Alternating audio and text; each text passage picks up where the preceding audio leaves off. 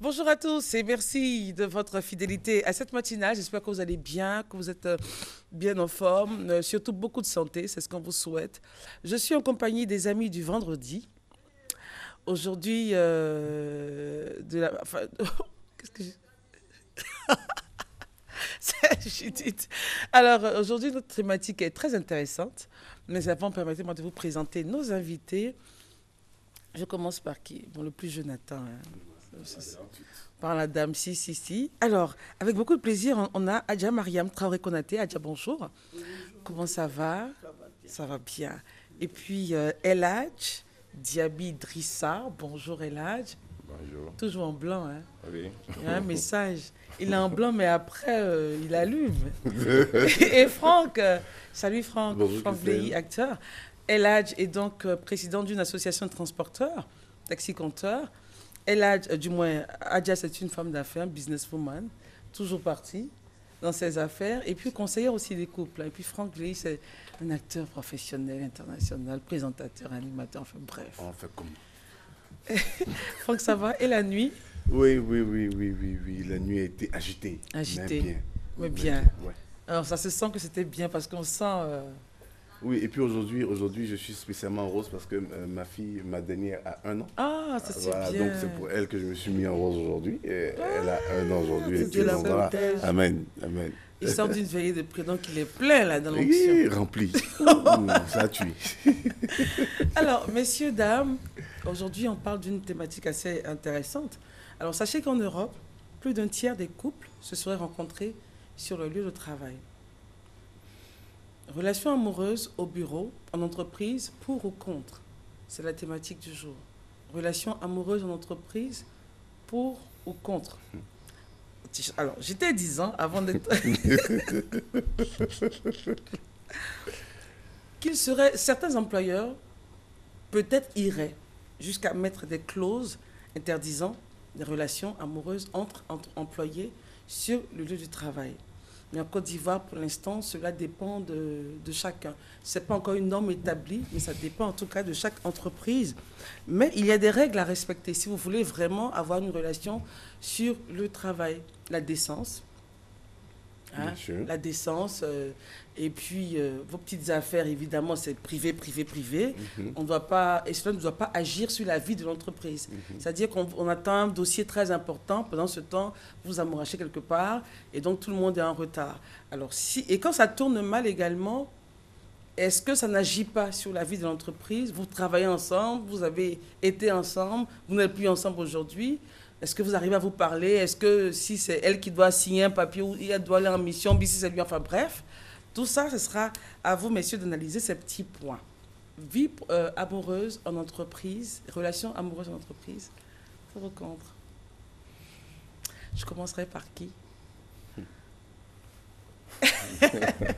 Adja. Non. Mais moi, je dirais, faut laisser chacun trouver sa chance Où il veut. où il veut. Ça peut être au niveau de l'entreprise comme même en allant au marché. Donc, je ne vois pas du mal à cela, mais il faut faire la part des choses. Il ne faut pas tout mélanger. On va commencer doucement comme ça. Alors, Eladj. Effectivement, c'est ce que Aya vient de le dire aussi. Comme on dit, l'amour n'a pas de frontières. Voilà, Même au bureau. Non, même au coup d'un cadavre, on peut avoir toujours. Au coup de quoi? Ouais, parce que Au coup de quoi?